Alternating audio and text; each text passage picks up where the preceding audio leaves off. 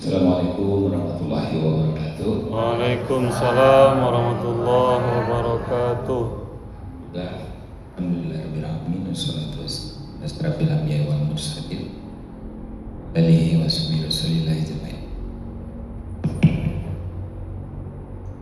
Alhamdulillah, bersyukur kepada Allah Subhanahu wa taala atas nikmatnya hari ini ya.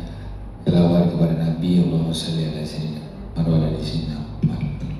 Baik Bapak Ibu, dengan bismillah kita mulai kajian kita. Alhamdulillah Ustadz kita sudah hadir, dan mungkin untuk pertemuan kali ini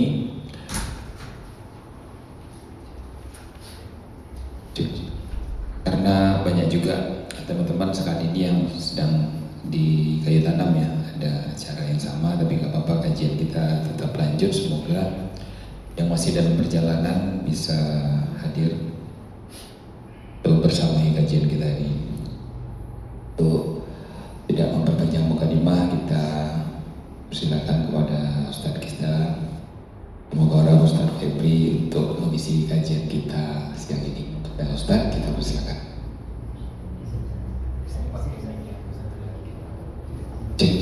Cek satu dulu, cek.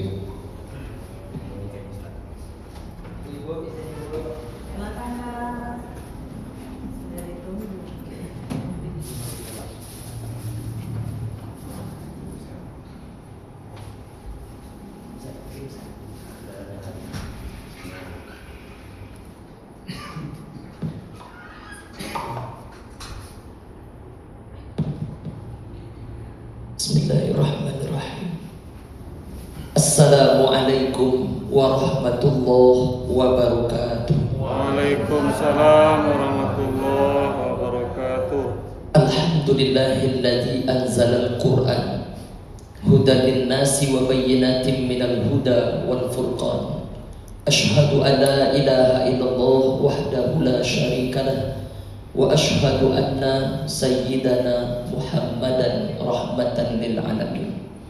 Allahumma salli wa sallim wa barik wa karim wa hadzan nabiyil karim sayyidina wa habibina wa syafi'ina wa qurrati a'yunina wa maulana Muhammad sallallahu alaihi wasallam. Orang-orang tua-tua kita yang kita hormati dan muliakan, tak dapat disebut satu-satu. Ayah-ayah kita, bunda-bunda kita yang hadir duduk bersama kita pagi hari ini. Kemudian yang kita hormati dan muliakan, didulukan selangkah, ditinggikan seranting. Pertama, pimpinan kita di travel yang kita cintai ini, yaitu Ustadz Budi bersama keluarga. Kemudian yang kita hormati dan muliakan pula alim ulama ninyak mama jadiak pandai angku datuk sadualahnya. Barulah saya sadar bahwa Samira ini bukan travel yang kaleng-kaleng, karena yang hadir di dalamnya itu orang-orang yang istimewa semuanya. Duduk bersama kita hari ini Ketua KAN Lubuk Alung Mak Datuk, siapa tadi kalau Datuk? Rajonan Sati. Masya Allah, beliau seluruh nenek-nenek mama yang ada di Lubuk Alung, beliau inilah ketuanya. Masya Allah ya. Dan hadir pula bersama kita ustadz-ustadz kita, guru-guru kita, polisi pun bersama kita ya. Masya Allah. Sehingga travel Samira ini satu tingkat di atas travel-travel yang lain nampaknya, insya Allah. Amin ya rabbal alamin. Tak dapat disebut satu-satu, bapak ibu semua, ibu-ibu yang semangat hadir. Mudah-mudahan inilah kesempurnaan ikhtiarnya. Mudah-mudahan Allah cukupkan rezekinya, Allah wujudkan harapan-harapan dan cita-citanya. Amin ya rabbal alamin. Adab dalam berdoa itu memang ada amin di ujungnya. Sebagaimana imam dalam sholat subuh, maghrib, isya, Awalan-awalan Al-Fatihah itu isinya puji-puji kepada Allah, ujungnya doa. Maka ketika selesai doa dibaca imam, makmum semua kompak amin. Itu adab. Kalau tak dibaca sah nggak Al-Fatihahnya? Sah. Karena amin itu tidak masuk ayat, tapi dibaca bentuk adab. Tapi baca aminnya mesti benar. Karena ada juga sebagian orang asal amin saja. Apa contoh? Ada orang saya dengar baca amin, ada juga amin, ada yang mau cepat aja amin. Itu beda artinya. Kalau dibacanya alifnya pendek, ianya panjang, amin, jujur artinya. Kalau dibacanya alifnya yang panjang, ianya yang pendek, amin, percayalah artinya. Kalau dibaca pendek dua-duanya, amin, amankanlah artinya. Kira-kira cocok nggak itu dibaca di ujung doa? Nggak cocok. Yang cocok itu apa? Alifnya panjang, ianya panjang. Amin, kabulkanlah. Jelas ya? Jadi ini kan ilmu yang sederhana, tapi kadang kita sering lupa. Jangan-jangan doa kita belum dikabulkan Allah karena aminnya yang salah, ya. Nah, jadi mulai dari sekarang kita perbaiki. Mana tahu ada, mungkin bapak ibu benar aminnya, mungkin ada saudara kita, anak kita, ponakan kita, maka boleh kita perbaiki. Kita ulang sekali lagi. Kalau alifnya pendek, ianya panjang, amin, jujur artinya. Kalau alifnya yang panjang, ianya yang pendek, amin, percayalah. Kalau pendek dua-duanya, amin, amankanlah. Yang benar, amin, alifnya panjang, ianya panjang, artinya kabulkanlah ya Allah. Adab yang kedua dalam berdoa itu, kata ulama, mengangkat tangan. Jadi kalau ada tuan imam di masjid, atau mungkin ada acara-acara yang sifatnya ada doanya dari buya, ustadz, guru-guru kita, makanya diangkat tangan kita. Cara mengangkat tangan dalam berdoa 3 riwayatnya. 1, tapak tangan menghadap wajah. Tapak tangan menghadap wajah. Boleh rapat, boleh agak renggang sedikit. Yang kedua, itu riwayat yang ketiga tuh. Ada tuh. Yang kedua, tapak tangan menghadap langit. Hadap langit. Boleh rapat, boleh agak renggang. 1, menghadap wajah, boleh rapat, boleh agak renggang. 2, tapak tangan menghadap langit, boleh rapat, boleh agak renggang. Yang ketiga, Rasulullah SAW sedang di atas mimbar, masuk seorang laki-laki ke dalam masjid. Apa kata dia? Ya Rasulullah, kampung kami kemarau panjang ya Rasulullah, panas tak henti-henti, binatang-binatang ternak kami mati semuanya ya Rasulullah. Kemudian tumbuhan-tumbuhan yang kami tanam, kebun-kebun kami tak ada menghasilkan karena kemarau yang begitu panjang. Doakan kampung kami itu ya Rasulullah. Di atas mimbar itu Nabi langsung mengangkat tangan. Dalam riwayat itu kita baca, Nabi mengangkat tangannya tinggi, lengan baju orang Arab itu besar-besar. Pak Ibu yang sudah umroh tahulah model baju Arab ya. Nah, besar-besar lengannya, jubahnya itu gede-gede lengannya. Ketika Nabi di atas mimbar mengangkat tangannya, turunlah lengan baju yang besar Nabi punya itu, sampai sahabat yang meriwayatkan hadis ini duduk di bawah. Apa katanya? Kami tengok ketiak Nabi yang putih. Waktu mengangkat tangan itu turun lengan baju Nabi, nampak ketiak Nabi yang putih. Jadi ada riwayat kalau ada orang angkat tangan seperti ini, itu ada riwayatnya. Jadi kami pilih yang mana nih Pak Ustadz? Kalau saya sarankan 2 saja. Kalau tidak menghadap wajah, kalau enggak menghadap langit. Kenapa enggak boleh pilih yang ketiga? Soalnya ketiak kita enggak putih. Itu masalahnya ya. Nah, ketiak kita kadang banyak hitam. Nah, jadi yang 2 itu saja. Intinya adalah Jangan sampai punggung tangan nih di atas paha. Itu maksudnya. Ada orang kan di atas paha aja. Sudah berapi-api Tuan Imam berdoa, sudah berapi-api Ustadz Buya berdoa, tapak tangannya di sini. Itu nggak serius namanya. Kalau siku di lutut, ada orang kadang tangannya itu panjang. Jadi kalau di sini boleh, tapak tangannya masih menghadap wajah. Karena riwayatnya tadi 1, tapak tangan menghadap wajah. 2, tapak tangan menghadap langit. Kalau ditaruhnya di sikunya ini di lutut, itu masih bisa tapak tangan menghadap wajah. Masih masuk dalam riwayat tadi. Tapi kalau punggung tangan dalam berdoa sudah ditaruh di paha, itu kata ulama su'ul adab dalam berdoa. Ya, kan kita ini bawa jamaah ya, macam-macam jamaah nanti itu caranya. Inilah kita berikan ya ilmu-ilmu dasar ya. Bu, angkat tangannya Bu, itu adab ya. Nah, banyak kasus begitu saya tengok sini aja. Bapak Ibu yang dimuliakan Allah Subhanahu wa taala, itu bagian dari adab berdoa. Mudah-mudahan dengan kita sungguh-sungguh i'tikad hati kita lurus kepada Allah, kemudian mintanya hanya kepada Allah, kemudian pakaikan adabnya, mudah-mudahan semua doa-doa jamaah Samirani insya Allah dikabulkan Allah Subhanahu wa ta'ala. Amin. Allah. Bapak Ibu yang dimuliakan Allah Subhanahu wa ta'ala, tak lagi dapat disebut satu-satu, kecil tak tersebut nama, besar tak pula terhimbau gelarnya. Insya Allah Bapak Ibu yang hadir ini semua, mudah-mudahan hamba-hamba yang dimuliakan Allah Subhanahu wa ta'ala. Amin ya rabbal alamin. Kita sudah ada di ujung bulan Safar. Safar artinya 2. Pertama, kosong.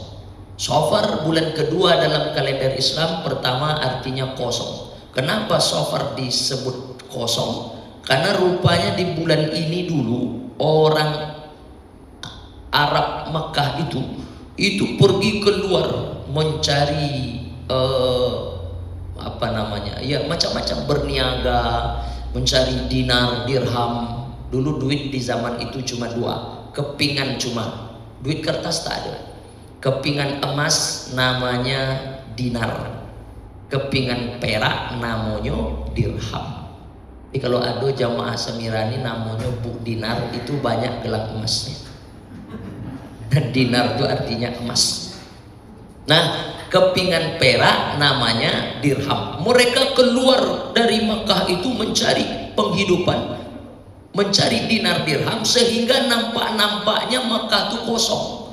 Maka disebut orang bulan itu dibagi nama Safar. Yang kedua, kenapa disebut dengan Safar? Karena Safar bermakna menguning, kuning. Rupanya mereka pergi keluar itu dulu orang Makkah tidak hanya mencari dinar dan dirham, sebahagian mereka mencari emas. Balik mereka ke Mekah membawa emas yang banyak, sehingga banyaklah di Mekah itu tampak kuning menguning, maka disebut orang bulan itu Safar. Mudah-mudahan ibu-ibu sekali lagi jamaah dan mitra Samira, Allah bagi ibu-ibu nih cincin gelang kalung emas yang banyak. Amin ya rabbal alamin. Ibu-ibu boleh pakai, ibu-ibu boleh pakai emas. Bapak-bapak jangan sampai. Kenapa dibedakan laki-laki dan perempuan? Ya, begitulah Islam. Islam tetap punya batasan-batasan. Perempuan silahkan pakai kain sutra, laki-laki tak boleh pakai. Kain sutra tak boleh laki-laki pakai, tak boleh. Kenapa? Dulu orang bilang, kakek kita dulu, ustaz kita dulu kalau ceramah, saya pernah dengar waktu saya SD dulu, jangan laki-laki pakai kain sutra. Kenapa? Karena kain sutra itu pakaian ahli surga, penduduk surga. Kalau sudah kita pakai sekarang, besok tak pakai lagi.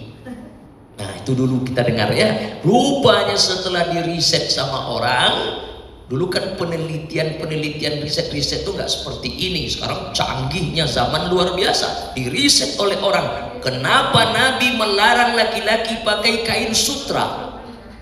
Rupanya kain sutra itu yang lembut luar biasa. Kalau bersentuhan dengan kulit kita, memicu hormon feminin. Nah, hormon feminin itu hormon ibu-ibu. Kami laki-laki ini hormonnya maskulin. Be a man. Saya laki-laki. Laki-laki maskulin. Feminin perempuan. Kain sutra kalau bersentuhan dengan kulit memicu bangkitnya hormon feminin. Laki-laki kalau pakai kain sutra sebulan 2 bulan, bulan ketiga langsung jadi bencong. Itu dia. Kayaknya tak boleh laki-laki pakai kain sutra, jadi melambai dia nanti. Jadi kalau ada jamaah Samirani nanti mitra-mitranya nampak masuk dia ke kantor ini pakai kain sutra, bapak-bapak itu boleh diingatkan, Pak jangan pakai kain sutra Pak. Kenapa? Ini baju saya yang beli sekian juta karena sutra itu mahal. Bukan itu, kami tak mau aja mitra Samirani ada yang bencong, bilang aja gitu ya. Nah, Bapak Ibu yang dimuliakan Allah Subhanahu wa Ta'ala, ibu-ibu boleh pakai kain sutra? Boleh. Kenapa? Ibu-ibu memang hormonnya feminin. Kata sebagian ulama, kapan perlu ibu-ibu yang agak keras-keras hati, pakailah kain sutra supaya bangkit kelemah lembutannya. Itu artinya. Jadi kalau ada istri bapak-bapak, ustadz-ustadz ini yang agak kare-kareangok, makanya dibagilah kain sutra supaya bangkit hormon femininnya, itu maksudnya ya. Nah, Bapak Ibu yang dimuliakan Allah Subhanahu wa Ta'ala, pakai emas kenapa perempuan boleh, laki-laki tak boleh? Rupanya dalam emas itu ada kandungannya. Kalau dia masuk ke pori-pori kita, orang barat menyebutnya cancer, orang kita menyebutnya kanker. Memicu bangkitnya penyakit berbahaya kanker. Makanya laki-laki tak boleh pakai. Ibu-ibu kenapa boleh? Ibu-ibu ada masa menstruasi, datang bulan, haid, di kampung-kampung menyebut mengeluarkan darah kotor. Fungsinya. Makanya perempuan pakai emas tak apa, karena setiap bulan dia ada haid, menstruasi.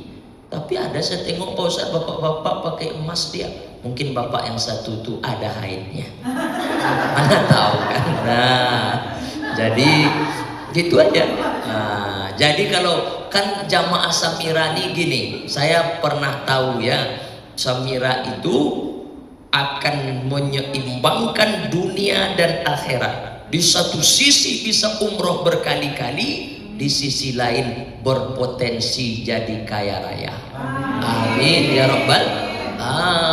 Jadi ini kan tampang orang-orang kaya. Jadi nanti kalau bapak ibu dah banyak duitnya, maksud saya bapak-bapak ini janganlah beli kain sutra. Anak akan memicu hormon feminin, jadi bencong kita. Kemudian sekaya-kaya kita jangan pakai emas. Maksud pakai itu cincinnya, gelangnya, kalungnya, macam-macam. Jangan. Beli emas aja, taruh investasi boleh. Begitu. Bapak Ibu dimuliakan Allah Subhanahu wa Ta'ala.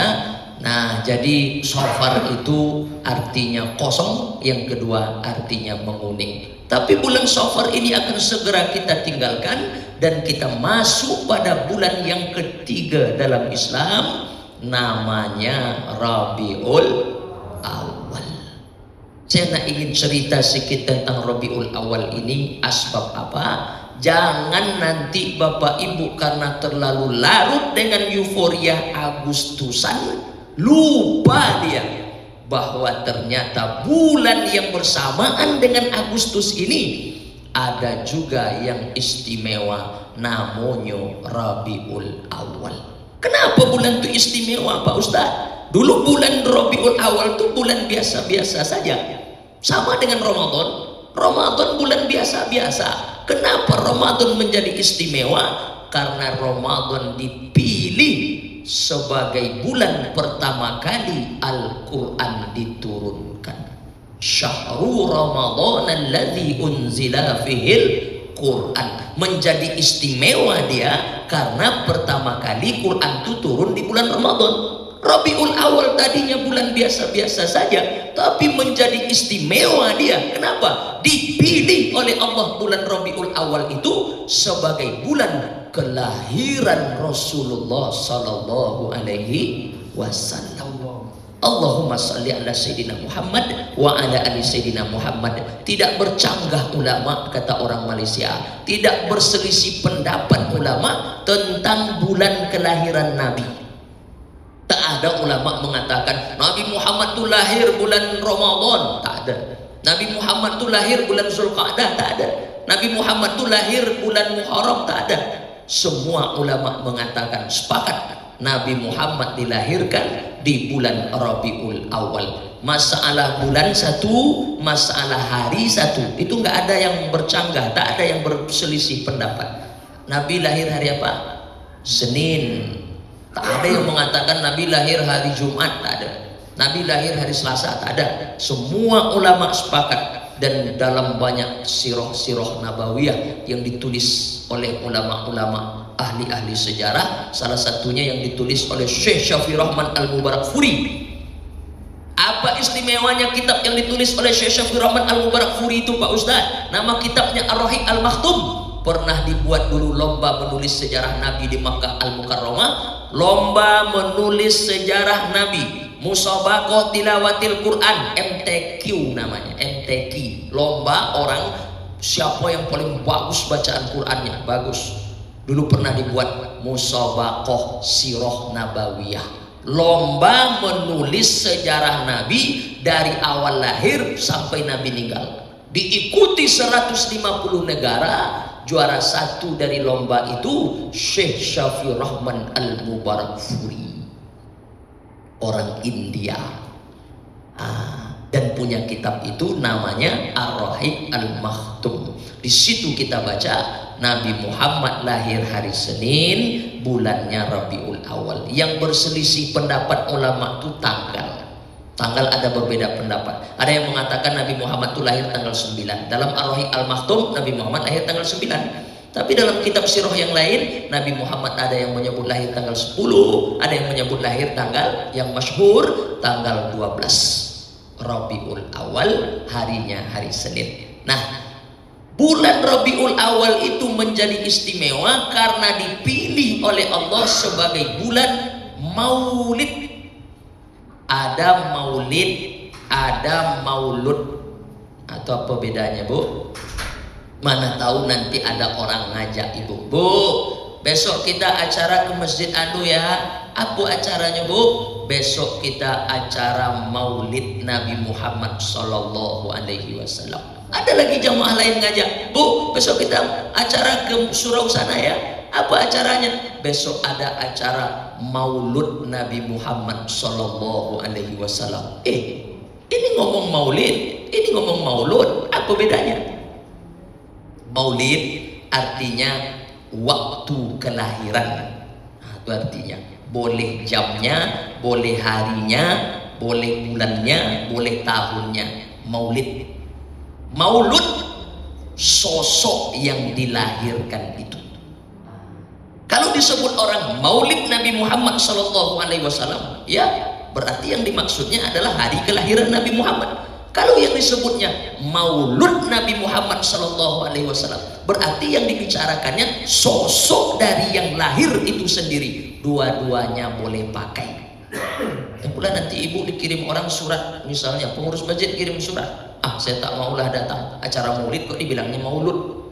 Dua-duanya boleh. Nah, Bapak Ibu yang dimuliakan Allah Subhanahu wa Ta'ala, maka di banyak-banyak tempat di kampung-kampung orang tak menyebut bulan Rabiul Awal itu dengan bulan Rabiul Awal, tapi disebut orang bulan apa? Bulan Maulid. Tak salah. Walaupun tidak ada nama itu dalam kalender hijrah, bulan Maulid tak ada. Maksud bulan Maulid itu bulan kelahiran Nabi Muhammad, itulah dia bulan Rabiul Awal. Bagaimana orang-orang yang paham dengan keistimewaan bulan itu? Ada kawan-kawan kita yang kuliah di Timur Tengah sana. Apa kata mereka? Kami kalau kuliah di Timur Tengah, Maroko, Yaman, Mesir, di bulan Rabiul Awal tuh Ustadz katanya teleponan. Di bulan Rabiul Awal tuh kami tak ada masak. Kenapa? Ramai orang bagi-bagi makanan tepi jalan. Kadang diantarkan ke kos kita, ke kontrakan kita. Ketika kita tanya, kenapa Bapak Ibu bagi kami makanan macam ini? Apa kata mereka? Maulidur Rasul katanya. Ini bulan kelahiran Nabi Muhammad. Jadi orang yang paham dengan keistimewaan bulan ini, begitu cara dia bersyukur, menampakkan kebahagiaannya dengan memperbanyak sodakoh. Maulidur Rasul. Bahkan ada pula saya dapat kabar, kami kalau di bulan Maulid nih Pak Ustadz di sana, itu beberapa ibu kos datang ke rumah kami membebaskan bayaran uang sewa rumah. Datang dia ke tempat kami katanya, bulan ini kalian tak payah bayar sewa rumah. Kenapa kami tak bayar bulan ini, Bu? Kenapa kami tak bayar bulan ini, Pak? Apa kata mereka? Maulidur Rasul. Ini bulan Maulid. Mana tahu ada jamaah atau mitra Samirani punya rumah kontrakan atau kos-kosan, bebaskanlah bulan ini. Maksudnya ya, kalau mau ya. Nah, banyak tuh Pak Ustadz terlewat. Saya kontrakkan rumah 4 pintu, sepintunya sekitar 500 kali 4. Tak sanggup lah saya Pak Ustadz, tak juga dipaksa. Mana tahu ada yang mau seperti mereka di sana, sampai rumah-rumah kontrakan itu dibebaskannya karena mereka tahu penuntut-penuntut ilmu agama dari banyak-banyak negara datang, mereka begitu cara bersodakohnya. Nah, Bapak Ibu yang dimuliakan Allah Subhanahu wa taala, nah kita kembali. Bulan Rabiul Awal adalah bulan kelahiran Nabi Muhammad sallallahu alaihi wasallam. Bagaimana cara orang dulu menyikapi bulan itu? Satu, memperbanyak sodako. Siapa yang bersodako yang banyak waktu itu Pak Ustadz? Saya nak cerita sedikit. Nama aslinya Abdul Uzza. Siapa namanya Bu? Abdul Uzza bin Abdul Muttalib. Ayah Nabi siapa namanya? Abdullah bin Abdul Muttalib. Dia siapa namanya? Abdul Uzza bin Abdul Muttalib. Nama aslinya Abdul Uzza. Gelarnya atau nama media sosialnya ada yang tahu?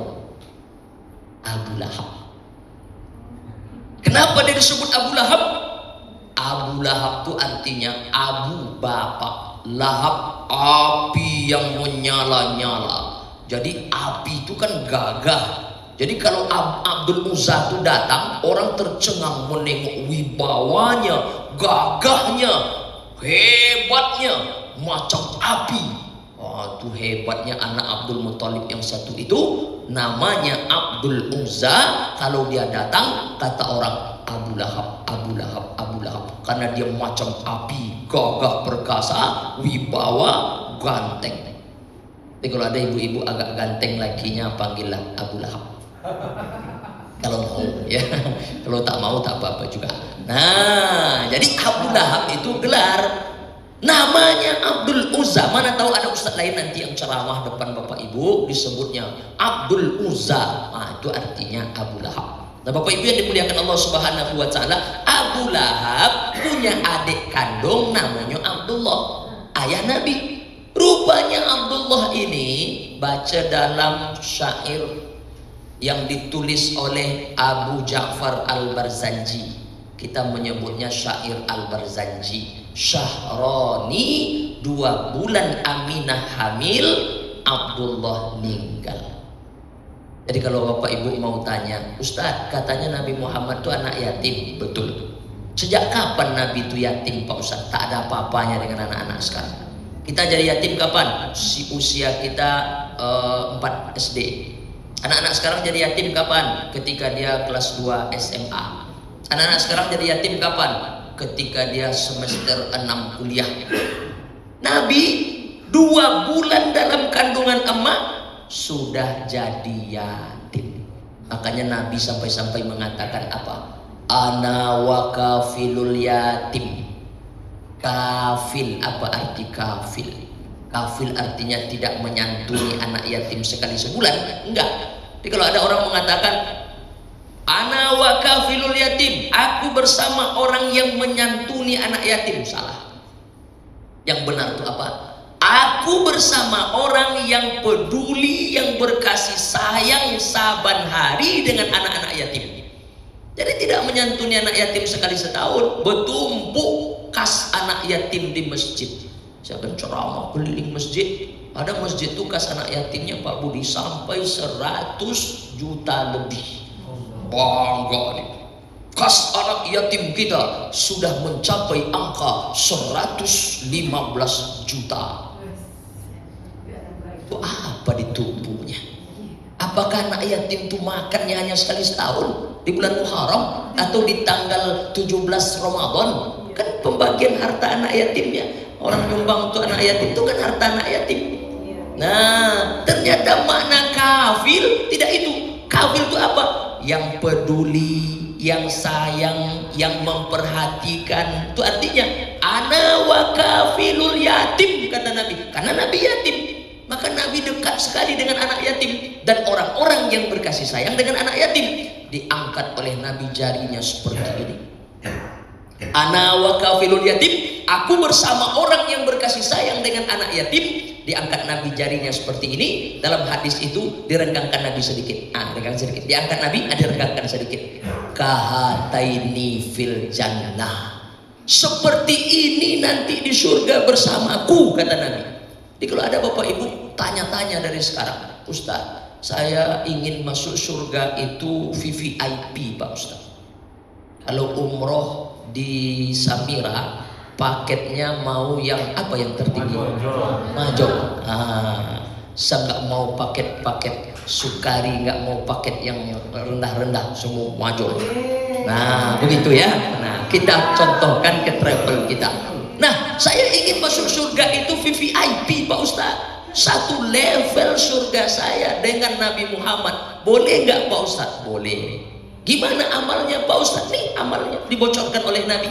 Ana wa kafilul yatim, siapa orang yang berkasih sayang dengan anak yatim, peduli dengan anak yatim, kahataini fil jannah. Diangkat Nabi jarinya seperti ini. Macam ini nanti dekatnya di surga bersamaku, kata Nabi. Apa kata ulama mensyarah hadis ini? Tak ada jari pembatas antara telunjuk dengan jari tengah, menunjukkan tidak ada batasan dia dengan Rasulullah, tetangga dekat di surga.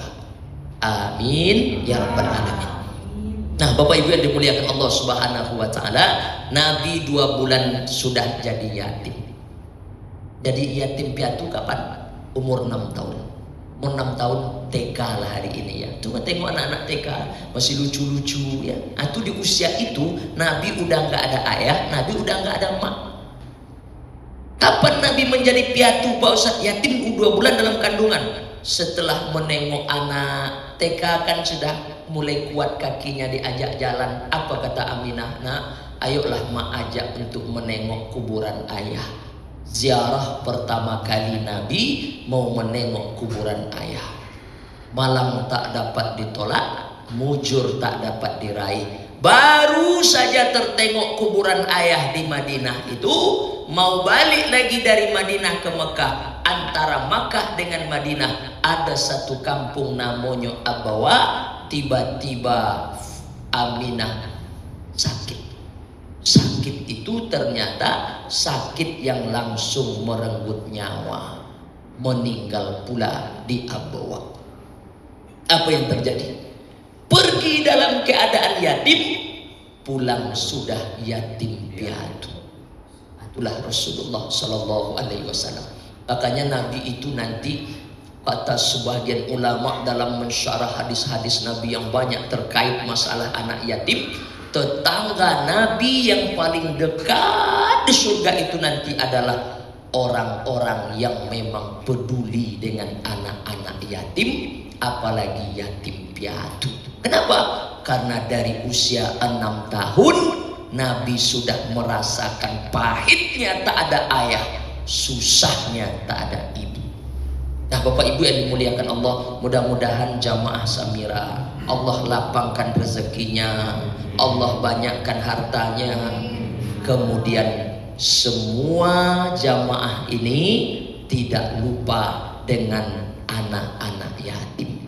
Amin ya rabbal alamin. Nah Bapak Ibu yang dimuliakan Allah Subhanahu wa taala, nah kita kembali. Bulan Rabiul Awal inilah bulan Nabi Muhammad dilahirkan, sehingga di bulan ini salah satu amal yang paling dicintai itu adalah memperbanyak sedekah.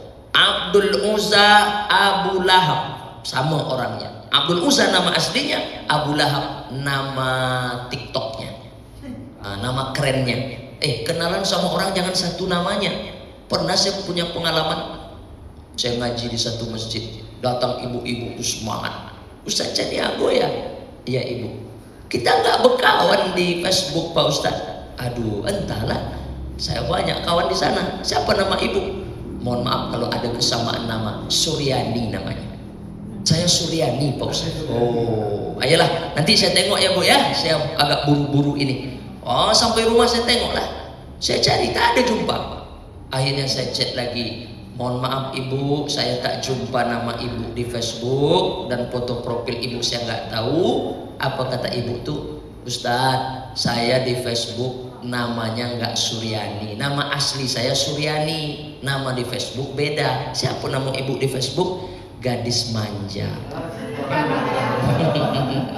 Nah itu makanya kalau kenalan sama orang jangan tanya satu namanya. Ada lagi bapak-bapak tak lama setelah itu di masjid habis khutbah Jumat, Ustaz menggelegar sekali tadi khutbah Ustaz. Saya dipuji orang nih dah sering lah Pak Budi. Cuma karena saya pernah ngaji ilmu tasawuf, kalau kita dipuji orang cepat-cepat baca alhamdulillah. Ibu kalau dipuji orang ndak usah banyak-banyak omong. Ya maksud saya dipuji orang, Ustaz jadi aku kalau ceramah menggelegar suaranya, nggak ngantuk kita dibuatnya. Saya kan bisa saja bilang, banyak lagi ustaz-ustaz di Padang yang lebih hebat-hebat, yang lebih ini. Panjang betul, capek kita. Saya cepat aja, alhamdulillah. Itulah kalimat yang paling afdol ketika kita dipuji orang. Supaya apa? Supaya tidak ujub. Jabul mar'i li nafsihi, itulah awalan-awalan dari sifat kibrin, dari sifat sombong. Berawal dari ujub. Apa itu ujub? Ujub artinya i'jabul mar'i li nafsi, terkagum-kagum dengan diri sendiri. Bahaya. Orang kalau sering puji kita lalu tidak kita larikan kepada Allah pujian itu, tidak kita baca alhamdulillah, tidak disertakan pula dengan i'tiqad hati kita hanya pujian itu layak untuk Allah saja, maka akan timbul sifat kibrin. Apa kibrin? Sombong. Makanya kata Nabi dalam hadis apa? La yadkhulul jannah, tak masuk dalam surga. Siapa dia? Man kana fi qalbihi mithqalu dzarrah. Ada sedikit dalam hatimu kata Nabi. Apa itu? Min kibrin, kesombongan. Sombong itu berawal dari ujub. Ada ujub, ada riya, ada sum'ah. Saya pernah ditanya jamaah, Ustaz, apa bedanya ujub, riya, sum'ah? Nah, ini ada bedanya. Saya sampaikan sedikit nanti. Ujub, i'jabul mar'i li nafsi. Makanya ibu-ibu kalau dipuji orang, anak ibu misal, sekian ibu-ibu sering dipuji orang, ibu bawa anak, dipuji sama orang, anak ibu ganteng, cantik. Ibu kalau dipuji orang anak, cepat larikan kepada Allah. Cantik kali anaknya. Ibu harus katakan, alhamdulillah. Ibu-ibu sekarang nggak begitu. Ketika anaknya dipuji, cantik sekali anaknya. Apa kata dia? Siapa dulu mamanya? Itu yang melahirkan sifat ujub. Jelas ya? I'jabul mar'i li nafsi, terkagum-kagum dengan diri sendiri. Ujub. Ada riya, ada sum'ah. Apa bedanya tuh Pak Ustaz? Mana tahu nanti ibu pernah dengar ini. Riya, sum'ah. Riya menampak-nampakkan amal karena ingin dipuji-puji oleh orang. Ujub, ketika orang puji kita, maka kita nikmati pujian itu, akan lahirlah ujub, terkagum-kagum dengan diri sendiri. Ujub, terkagum-kagum dengan diri sendiri. Riya menampak-nampakkan amal supaya orang puji-puji kita. Saya tolong masjid ini 500.000 beli semen. dia tidak riak. Kenapa? Karena dia ingin memotivasi jamaah yang lain. Dia tidak peduli dengan pujian orang. Mau puji orang tidak, terserah. Saya ingin motivasi yang lain. Tidak riak. Tapi kalau dia menyampaikan itu supaya saya dibilang orang dermawan, supaya saya diangkat oleh orang harkat martabatnya di sekitaran sini, fokus ke dirinya, riak jatuhnya. Sum'ah, apa bedanya? Riak menampak-nampakkan amal, menampil-nampilkan amal. Sum'ah memperdengar-dengarkan amal kepada orang. Bu, ya, jam berapa ibu jago tadi pagi? Jam 5 azan di masjid, baru awak jago. Berarti lebih capek ambo jago ya? Ambo jam 3 lah jago. Capek ibu jago? Iyo, soalnya tahajud 100 rakaat. Memperdengar-dengarkan. Orang tak ada tanya, dia saja. Tujuannya bukan untuk orang termotivasi supaya juga menunaikan sholat malam. Kalau tujuannya adalah supaya ibu itu juga termotivasi sholat malam, tak apa-apa. Tapi kalau tujuannya supaya orang bilang dia abid, ahli ibadah, macam-macam, sum'ah namanya. Mana tahu nanti bapak ibu pernah dengar ujub, riya, sum'ah. Itulah bedanya di antara ketiga itu. Nah, bapak ibu yang dimuliakan Allah Subhanahu wa ta'ala, kita kembali. Rasulullah meninggal ayah usia 2 bulan dalam kandungan. Emak meninggal usia 6 tahun.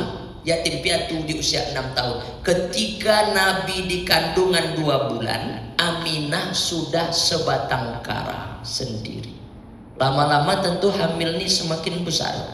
Apa kata Abu Lahab kepada Suwaibah al-Aslamiyah? Suwaibah itu budak.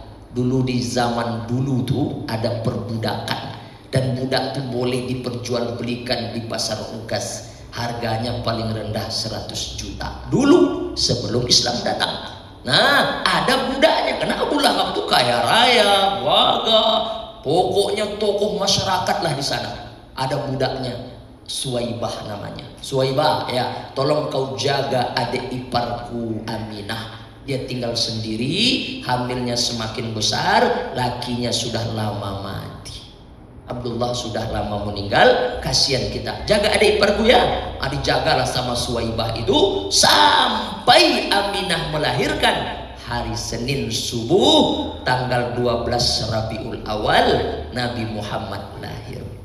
Ketika Nabi Muhammad lahir, setelah Aminah dibantu persalinannya oleh Suwaibah, berlari-larilah Suwaibah ini mencari tuannya Abu Lahab tadi. Apa kata Suwaibah? Tuan Abu Lahab, selamat tuan, selamat tuan, engkau dapat keponakan. Pertanyaan orang Arab waktu itu kalau ada anak lahir satu, yang pertama sekali pertanyaannya apa? Laki-laki atau perempuan? Kalau anak itu perempuan, masam wajahnya. Kenapa? Maaf ibu jangan marah. Perempuan di zaman itu, di waktu itu tak ada nilainya, tak berharga, menyamak-nyamak nagari saja. Karena perempuan tak bisa diajak berperang, tak bisa disuruh bekerja untuk tenaganya tak kuat. Pokoknya begitulah dulu. Tapi setelah Islam datang, tengok mulia sekali perempuan. Ya Rasulullah, siapa yang pertama kali mendapatkan baktiku ya Rasulullah? Kata sahabat. Apa kata Nabi? Ummuka, emakmu. Emakmu itu perempuan atau laki-laki? Perempuan. Ditanya lagi sama sahabat, summaman, siapa lagi ya Rasulullah? Ummuka, kata Nabi, emakmu. Summaman, siapa lagi setelah itu ya Rasulullah? Ummuka. Ketika ditanya siapa yang berhak dapat baktiku pertama kali ya Rasulullah, Nabi jawab, ummuka, ummuka, ummuka, makmu, makmu, makmu. Siapa lagi ya Rasulullah? Summaman, kata sahabat, wa abuka, ayahmu.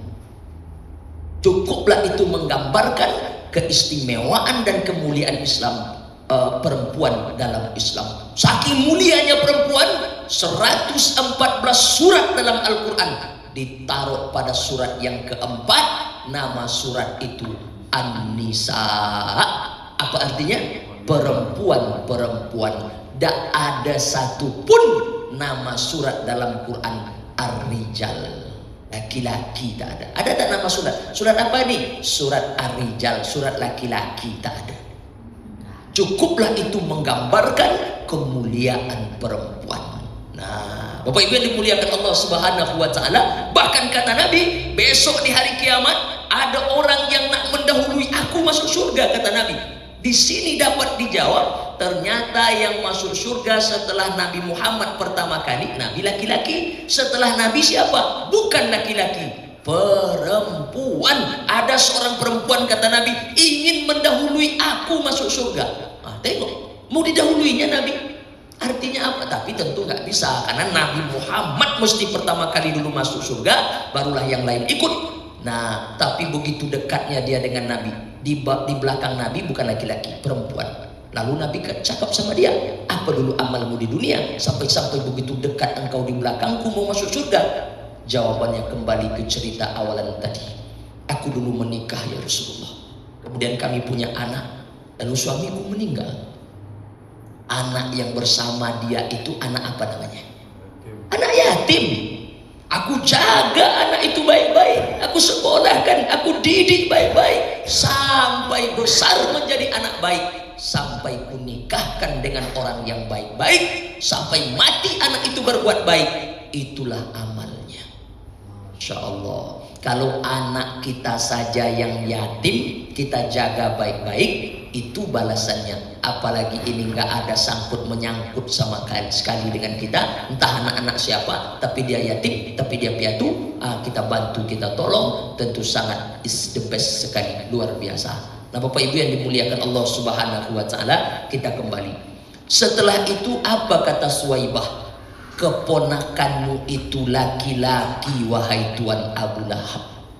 Disebutkan oleh Sayyid Muhammad Alawi Al-Maliki Al-Hasani dalam kitabnya, melonjak-lonjaklah seketika Abdul Uzza tadi, Abu Lahab tadi mendapat kabar anak Aminah laki-laki. Senang hatinya luar biasa. Sampai-sampai apa kata dia kepada Suwaibah? Suwaibah, inilah hari yang paling membuat aku senang sekali dengan lahirnya anak Aminah ini. Ada pengganti adikku. Adiknya Abdullah meninggal, ada pengganti adikku katanya. Ini dia poinnya. Saking senangnya Abu Lahab waktu itu, apa kata Abu Lahab? Wahai Suwaibah, hari ini engkau aku beri hadiah karena saking senangnya aku. Apa hadiahnya Tuan? Engkau aku bebaskan. Membebaskan budak itu bukan main. Harganya tadi berapa? Sedekil-dekilnya budak 100 juta rupiah. Harganya kalau dirupiahkan hari ini, mampu dia membebaskan, dijualnya bisa dapat duit 100 juta. Ini dibebaskan dengan percuma karena kesenang hati Abu Lahab dengan lahirnya Nabi Muhammad sallallahu alaihi wasallam. Bapak Ibu yang dimuliakan Allah Subhanahu wa taala, poin kajinya sehabis ini sebenarnya, satu malam bermimpi Abbas bin Abdul Muthalib. Anak Abdul Muthalib laki-laki ada 10. 5 yang masyhur, yang terkenal karena sejarahnya ditulis sama orang. Bapak Ibu, kalau ingin dikenal orang bahwa kita pernah hidup di masa lalu, maka menulislah. Kalau kita tidak menulis, orang yang menulis tentang kita. Salah satu di antara itu pilihlah. Kalau Bapak Ibu punya bakat menulis sesuatu, tulis. Pak Budi tahun sekian memimpin Samira Sumatera Barat, ini dengan profil ini, dengan pernah prestasi ini. Itu menjadi inspirasi bagi orang. Dah lama kita meninggal, orang akan tetap kenal. Ibu-ibu pernah menengok Buya Hamka? Enggak kan? Tapi kalau orang ngomong Buya Hamka seolah-olah nggak perlu tanya-tanya lagi kita. Kenapa? Karena ditulis sama orang. Haji Abdul Malik Karim Amrullah, Ketua MUI pertama Indonesia. Macam-macam ditulis. Dulu pernah dia pergi haji. Buya Hamka tuh lembut hatinya luar biasa. Bapak Ibu kalau nak mengaji tentang lembut hati, belajarlah dari Buya Hamka. Baca kitab Tasawuf Modern. Saya punya kitabnya. Ibu yang itu sudah bahasa Indonesia tuh, Tasawuf Modern. Belilah kitab itu. buku itu. Tasawuf modern ditulis oleh Buya Hamka. Di mana Buya Hamka menulis tasawuf modern? 4 tahun dalam penjara. Difitnah Buya Hamka. Buya Hamka dituduh akan menjual negara. Ini kan apa saja, politik-politik saja. Dituduhnya Buya Hamka akan menjual NKRI ke Malaysia, macam-macam. Nah, ditangkap. Saya sebutkan aja lah. Soekarno yang punya kerja itu waktu itu ya, yang malum politik lah. Oh, ditangkap Buya Hamka, dikurung selama 4 tahun. Setelah Buya keluar, tak lama setelah itu datang secabik surat diantar oleh asisten Soekarno. Apa isi suratnya? Kalau nanti aku mati, tolong yang mensolatkan jenazahku sebagai imam Haji Abdul Malik Karim Amrullah. Orang yang mempenjarakan dia 4 tahun lamanya tiba-tiba berkirim secabik surat. Kalau nanti aku mati, tolong yang jadi imam sholat jenazahku Buya Hamka. Mati Soekarno, Buya Hamka pergi untuk memimpin sholat jenazahnya. Aku mau, kata Buya Hamka. Lunak hatinya. Masya Allah. Saya pas baca buku itu saya tutup cepat. Kenapa mau Buya Hamka? Saya pula yang marah. Nah, karena kalau saya waktu itu rasanya dikurung saya 4 tahun, tiba-tiba berkirim surat. Kalau nanti aku mati, tolong yang mensolatkan jenazahku Ustadz Caniago. Langsung saya cakap sama orang itu, cari Ustadz lain. Sakit hati kita. Nah, tapi Buya Hamka lunak hatinya. Itu Buya Hamka dituduh dia oleh seorang tokoh PKI bahwa karya Buya Hamka itu plagiator, plagiat novel dari Prancis. Oh, macam-macam dulu untuk menghancurkan nama baik Buya Hamka. Akhirnya orang itu mati, lalu tiba-tiba datang seorang perempuan dan laki-laki. Rupanya perempuan itu adalah anak dari dia dan menantunya laki-laki itu. Anak dengan menantu orang yang tadi itu datang. Apa kata dia? Kami dulu dipesankan sama ayah, kalau nanti aku nikah, tolong suamiku ini diajar ilmu agama sama Buya Hamka. Diajar sama Buya Hamka? Kalau kita, mana mau kita? Sakit hati kita. Nah, begitu lunaknya. Tapi jangan katakan lunak hati Buya Hamka itu tidak tentu arah. Ini bukan berarti nanti Bapak Ibu memang kalau begitu memang dah lunak hati kita ya Pak Ustaz. Sabar. Datang orang bagi kabar, Pak, bini Bapak kayaknya tadi dibawa sama laki-laki naik bonceng-bonceng di sana. Apa kata Bapak tuh? Sabar. Bukan sabar, bodoh. Nah, kapan Buya Hamka marah? Kapan Buya Hamka berlemah lembut? Ada. Kapan Buya Hamka marah? Ada Buya Hamka marah. Islam ini bukan menghilangkan marah, tapi menempatkan marah pada tempatnya. Kapan Buya Hamka marah?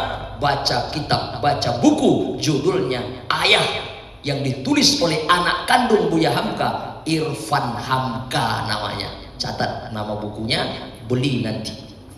Ayah ditulis oleh Irfan Hamka. Di situ aku mendampingi Buya, kata Irfan Hamka, pergi haji, naik kapal laut. Di atas kapal laut itu apa kata awak kapal itu, orang yang bertugas di kapal?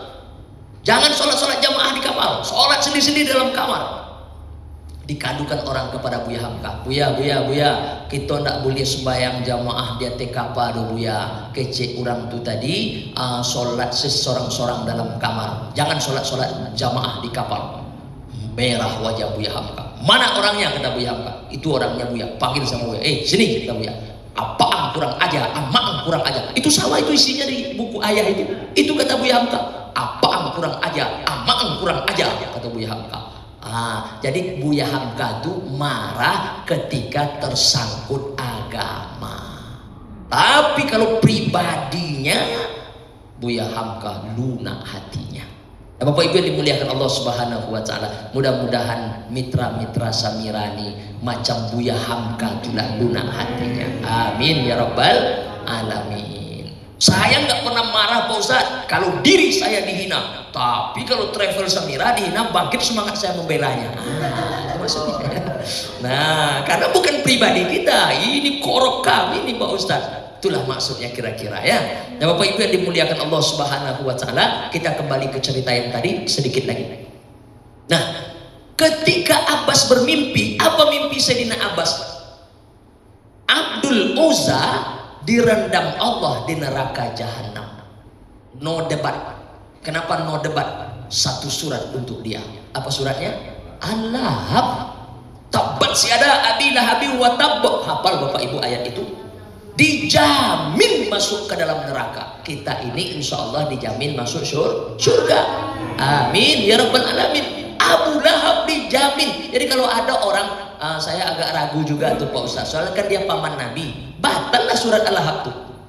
Udah jelas disebut Abu Lahab dan bininya direndam Allah di neraka jahanam. Tapi kata Abbas dalam mimpi, setiap hari Senin azabnya diringankan Allah. Kenapa azabnya diringankan Allah? Ketika ditanya kepada Abu Lahab, Abu Lahab, kenapa azabmu diringankan Allah setiap hari Senin? Apa jawabannya? Karena dulu aku senang dengan lahirnya Muhammad, anaknya Aminah. Dia nggak nyebut Nabi, dia nggak nyebut Rasul karena dia tak beriman. Disebutnya senang dengan kelahiran Muhammad, anaknya Aminah hari Senin. Apa kata Ibnu Hajar Al-Asqalani? Bukan cakap saya, kata seorang Al-Hafiz.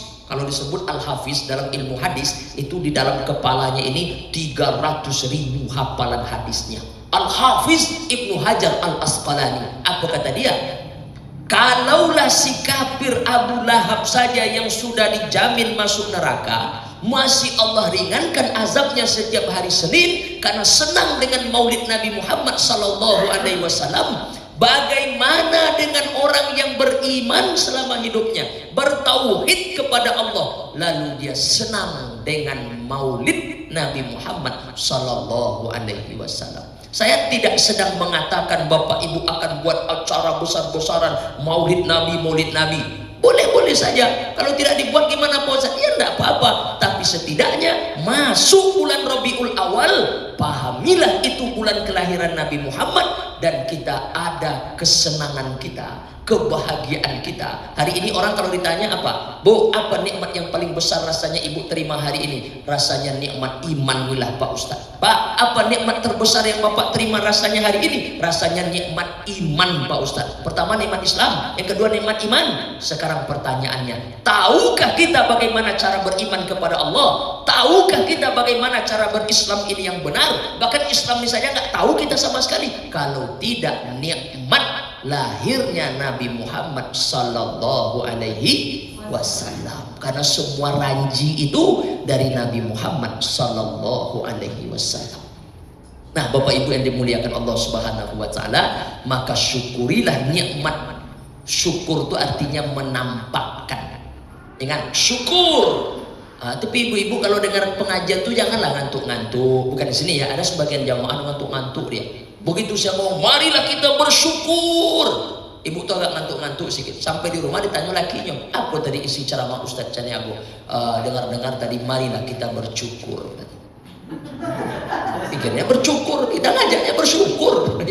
Nah, jadi bersyukur. Apa arti syukur? Shin kaf ra, syukur, menampakkan itu artinya. Lawan dari syukur 3 huruf. Kafara, kufur, menyembunyikan, menutup-nutupi itu artinya. Makanya kufur seakar dengan kafir. Kafir artinya orang yang menutup-nutupi kebenaran yang dibawa oleh Rasulullah sallallahu alaihi wasallam. Nah, Bapak Ibu yang dimuliakan Allah Subhanahu wa Ta'ala, nah, kita tampakkan syukur kita. Saya nggak tahu bagaimana cara Bapak Ibu menyikapi Rabiul Awal itu. Setidaknya kalau tak ada banyak yang mau disodakohkan, tak bisa menyantuni anak yatim, sebagai penutup kaji kita pagi ini, di bulan Rabiul Awal tampakkanlah syukur itu dengan banyak-banyak bersolawat kepada Rasulullah. Tidak keluar apa-apa kecuali modal air liur saja. Dan itulah amal yang dijamin diterima. Sholat ibu subuh tadi ada dijamin diterima Allah atau tidak? Tidak ada. Kan nggak ada juga kita lepas sembahyang tuh kan, lepas sholat, Assalamualaikum warahmatullah, Assalamualaikum warahmatullah, langsung tertulis di sajadah kita, diterima, diterima. Ada? Nggak ada. Nggak tahu kita diterima atau tidak. Apalagi haji umroh kita, nggak ada diterima. Ada ibu-ibu jamaah Samira, mitra Samira, pas pulang umroh dari Makkah, dari Madinah, balik ke Indonesia, langsung tertulis di keningnya, mabrur. Ada? Tidak ada. Dan jangan pula dikatakan, ini ada jamaah nih kadang, Ustaz, ibu tuh kayaknya umrohnya mabrur Pak Ustaz. Tengoklah, pas balik dari umroh tuh Pak Ustaz, wajahnya putih sekali. Ada jamaah saya dulu, apa kata saya? Wajarlah ibu tuh putih wajahnya. Kenapa? Tak pernah ke masjid. Tak pernah ke masjid, di hotel aja. Wajarlah wajahnya putih. Yang lain udah kelabu-kelabu bentuknya kan. Nah, karena dia ke masjid terus, panas-panas ke masjid. Jadi jangan kata, makanya tak bisa kita menilai orang ini hanya dari keningnya, dari apa. Nah, ya, jangan katakan pulang dari umroh itu yang bercahaya wajahnya. Pokoknya yang glowing balik dari sana itu yang tanda-tanda nggak pernah ke masjid. Ya, itu aja. Yang agak kaliang-kaliang sepadi bentuknya, itu rajin ke masjid ya. Baik, Bapak Ibu dimuliakan Allah Subhanahu wa taala.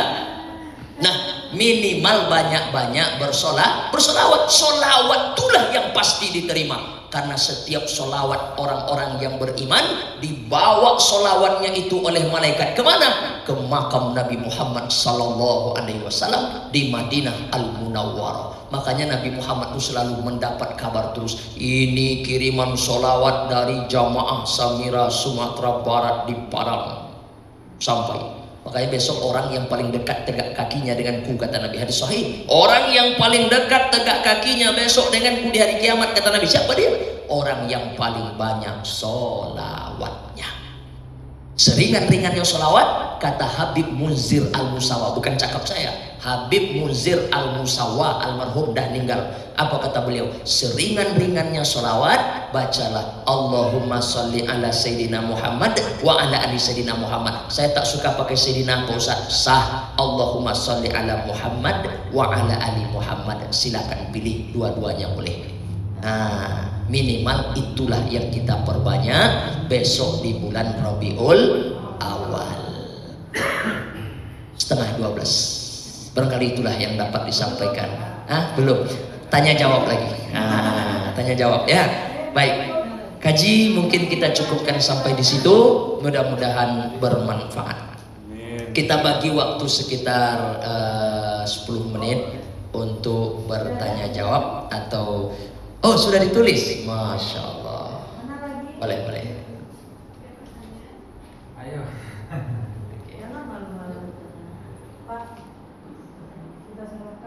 Bantu siapa? Pak Dayat. Kirim aja. Oke. Terima kasih banyak Ustaz. Wih, banyak ya. Ini mau setengah jam juga ini. Baik, bismillah. Izin bertanya Ustaz, kalau sudah terlanjur Bapak beli baju batik sutra karena tidak ada ilmu sebelumnya tentang masalah ini, dibuang sayang, dipakai takut jadi bencong. Enggak, maksudnya dipakai tidak boleh, enggak ada ditulis jadi bencong.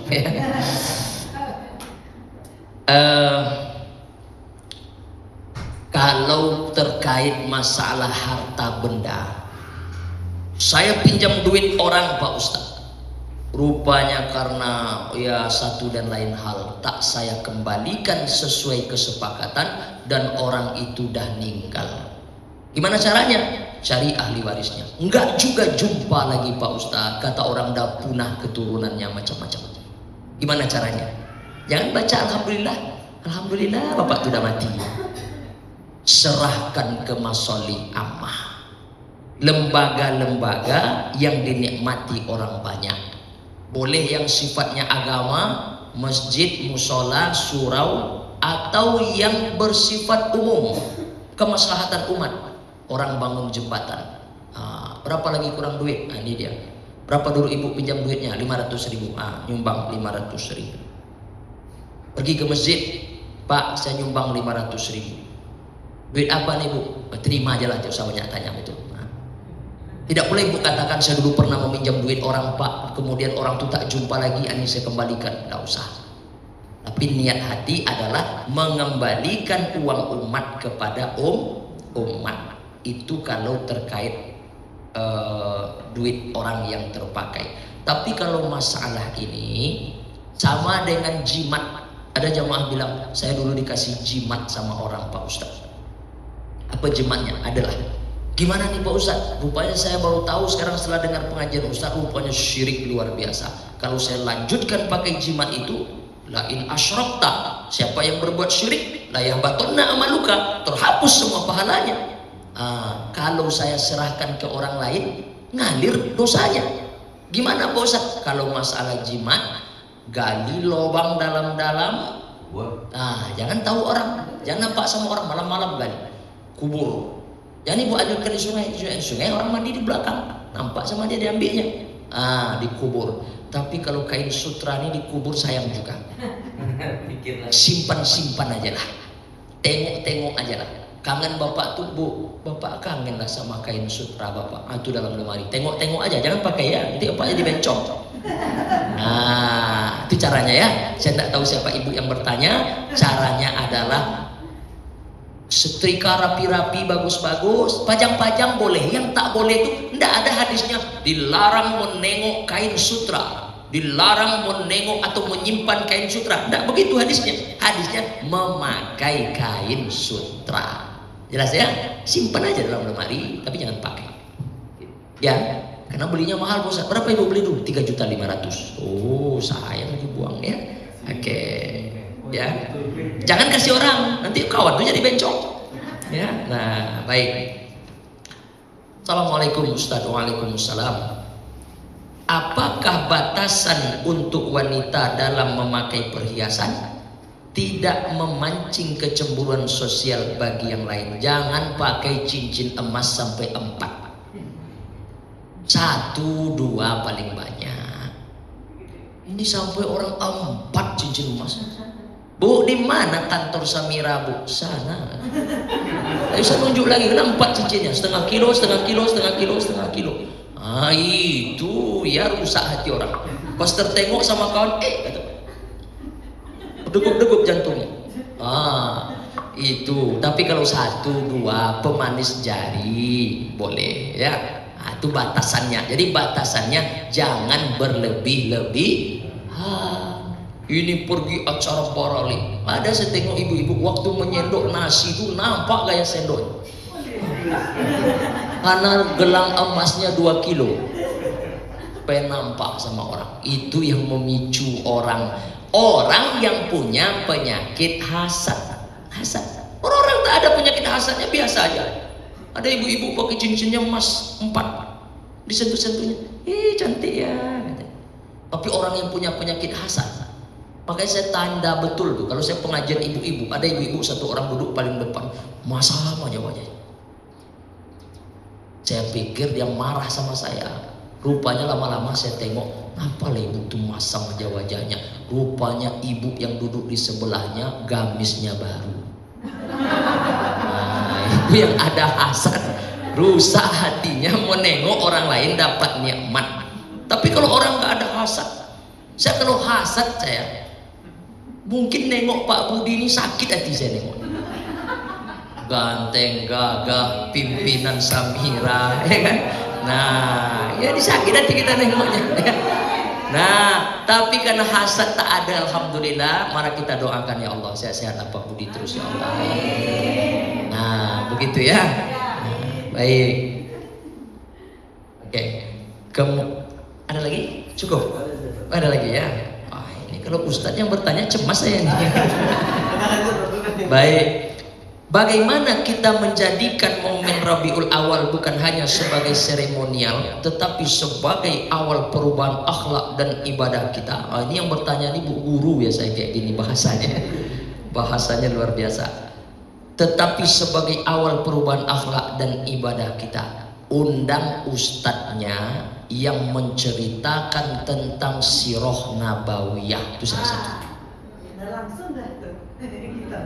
Ya, bukan harus saya ya, banyak. Maksudnya ditelepon ustadznya, Ustadz, iko kajian awak, kok kajian mau apa kok Pak Ustadz? Maulid Nabi. Jadi ustadz tak payah cerita yang lain-lain ya.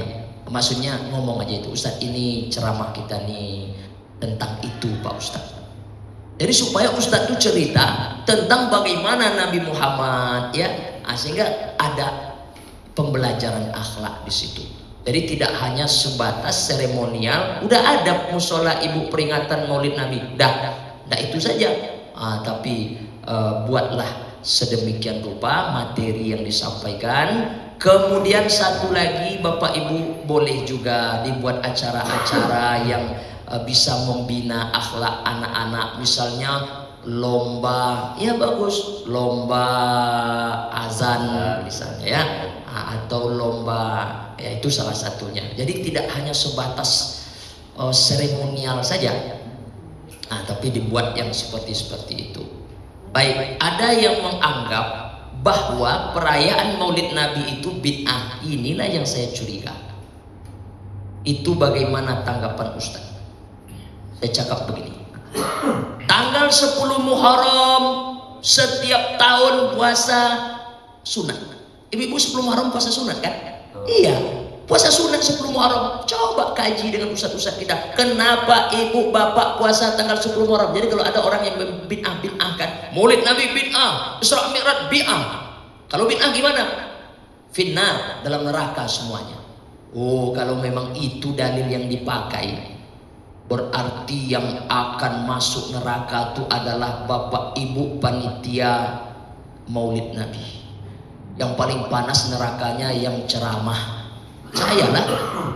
Kalau itu dalilnya. Kalau tanggal 10 Muharram saja kita ulang-ulang terus, orang yang macam ini nanti bid'ah itu, cakap sama dia, ibu kemarin tanggal 10 Muharram puasa enggak? Puasa? Kenapa ibu puasa? Kita mensyukuri selamatnya Musa dari kejaran Fir'aun. Musa selamat sampai di ujung dengan Bani Israel. Fir'aun ditenggelamkan Allah di Laut Merah itu. Kami syukuri selamatnya Musa itu terjadi tanggal 10 Muharram. Itu awalnya kita puasa tanggal 10 Muharram itu. Kalaulah mengulang-ulang nikmat yang sama setiap tahun, boleh diulang-ulang, kata Ibnu Hajar Al-Asqalani. Kira-kira lebih hebat mana? Kita bukan umat Nabi Musa, tapi setiap tanggal 10 Muharram kita puasa. Boleh kita syukuri. Kenapa bersyukur atas selamatnya Nabi Muhammad lahir ke dunia? Tidak boleh kita gembira, tidak boleh kita bersuka cita, tidak boleh kita kenang-kenang, tidak boleh kita ingat-ingat. Itu aja dalilnya. Sepanjang acara maulid itu tidak ada yang menyalahi syariat. Acara maulid Nabi itu tak ada menyalahi syariat. 1. Protokol. 2. Baca Quran. 3. Sambutan ketua masjid. 4. Ustadz yang ceramah. 5. Doa. 6. Makan-makan. Dah habis. Ada yang masalah? Tak ada. Nah, ini orang cari-cari, bukan ibu ya yang suka itu, yang cari-cari masalahnya. Baik. Kalau boleh tahu, izin bertanya Ustaz, kalau boleh tahu Nabi Muhammad umroh dahulu atau ibadah haji dulu? Oh, mantap. Karena saya pribadi mau ibadah haji, tapi dana baru sedikit, hanya bisa umroh yang dicicil. Boleh nggak Pak Ustaz? Nabi umroh. Umroh Nabi 4 kali, haji Nabi sekali. Tapi jangan jamaah Samiran, ibu udah berapa kali umroh? Udah 4, ada itu. Jangan, ajak terus ya. Nah, maksudnya umroh Nabi 4 kali bukanlah batasan, kita tak boleh lebih. Umroh berkali-kali boleh. Haji Nabi cuma sekali. Apakah orang haji tak boleh 2 kali? Boleh. Ya. Bapak Ibu udah haji, haji lagi. Antara umroh yang satu ke umroh berikutnya menggugurkan dosa-dosa. Antara umroh Umroh itu membuat orang jauh dari kefakiran. Makanya ini kan kaji-kaji yang sudah disampaikan sama Pak Budi tentunya. Jadi umroh dulu, habis itu haji, lebih pede. Betul enggak? Lebih pede kita. Kalau haji dulu ya boleh aja, tak ada masalah. Tapi Rasulullah umroh dulu, kemudian habis itu haji. 2 bulan setelah Nabi haji, Nabi meninggal.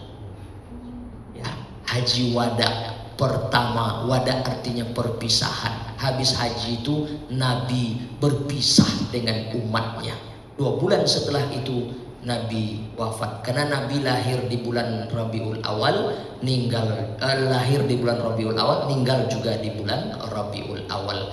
Haji bulan Zulhijjah, Muharram, Safar, Rabiul Awal. 2 bulan setelah Nabi haji, Nabi wafat. Ustaz ya? Baik. Ada lagi? Cukup ya? Ini bagus, ini seperti ini polanya Bapak Ibu ya. Nanti siapapun ustadznya yang diundang. Ada lagi Bu? Gak ada. Kalau ada lagi nanti ustadz-ustadz yang lain datang, buatlah pola yang seperti ini. Saya suka yang seperti ini sehingga ustadz-ustadz itu pun tidak mencukupkan bacaannya dengan 1 kitab saja. Ustadz mesti baca. Nah, tak tahu jawab pertanyaan jamaah itu nanti macam apa kan. Tapi ada juga akal ustadz. Kalau ditengoknya sekali pertanyaan itu agak sulit, tak dijawabnya, dipindahkan aja. Baik. Oke, cukup ya. Nah, kita cukupkan sampai di sini. Mudah-mudahan bermanfaat. Mohon maaf kalau ada salah dan silap atau yang kurang pada tempatnya. Pak Budi, izin. Mungkin banyak ngomong, banyak bicara, banyak yang keliru dan lain sebagainya. Disusun jari yang 10, ditundukkan kepala yang 1. Mohon maaf zahir dan batin. Kita tutup dengan doa kafaratul majlis. Subhanakallahumma wa bihamdika asyhadu alla ilaha illa anta astaghfiruka atubu ilaik. Akhirul kalam, billahi taufiq wal hidayah. Wassalamualaikum warahmatullahi wabarakatuh. Waalaikumsalam. Tuh. Ya, siap.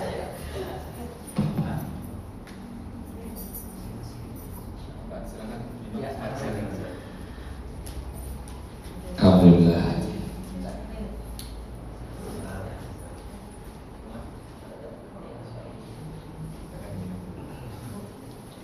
Alhamdulillah. Terima kasih buat Ustaz Febri Caniago, luar biasa Bapak Ibu. Tambah lagi ilmu kita, tambah lagi keyakinan kita. Yakin apa yang disampaikan Ustaz sangat bermanfaat buat kita semua. Maka Bapak Ibu, ini kajian kita sudah yang ketiga ya, pertemuan ketiga ya Pak ya, ketiga. Allah ya. Insyaallah di minggu kedua di setiap bulannya kita ngaji, dan ya semoga jadwalnya cocok terus dengan Pak Ustadz Febri Caniago untuk kajian kita selanjutnya. Makanya kita booking dulu nih Pak Dayat. Semoga cocok ya Ustadz ya. Terus mungkin untuk kali ini kita undang lagi ya Ustaz Febri, semoga punya waktu nih Ustaz. Ya waktu, alhamdulillah ya.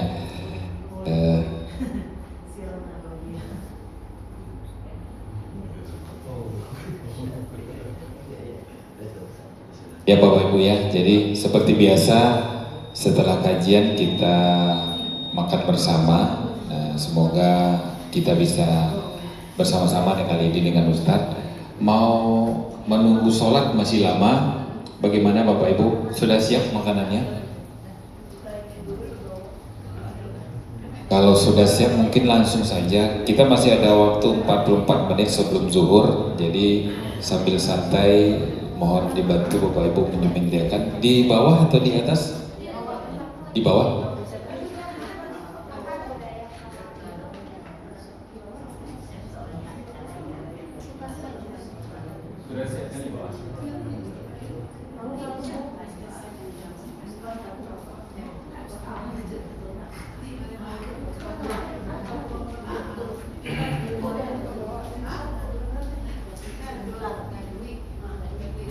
Oke, jadi kita tolong ke ibu-ibu ya untuk siapkan biar kami menunggu aba-aba selanjutnya. Dari kita selaku yang mewakili ucapkan terima kasih sekali lagi buat Ustadz ya. Untuk kajiannya kita tutup dulu dengan bacakan Alhamdulillahirobbilalamin. Wabillahi taufiq wal hidayah. Assalamualaikum warahmatullahi wabarakatuh. Waalaikumsalam warahmatullahi wabarakatuh.